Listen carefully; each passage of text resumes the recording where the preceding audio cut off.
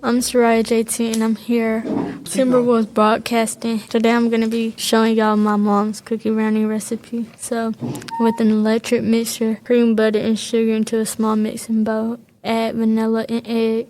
Cream again until smooth. Add the flour, baking soda, and salt. Stir gently until incorporated.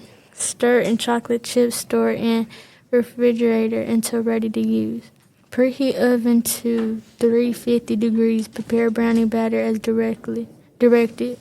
Pour batter into a glass 8x8 or 9x9 baking dish. Scatter pieces of cookie dough over the top of the brownie batter. Press gently on the dough just until it starts to sink down into the batter a little bit. Bake for 30 to 40 minutes. 35 for gooey, 40 or more for fully baked.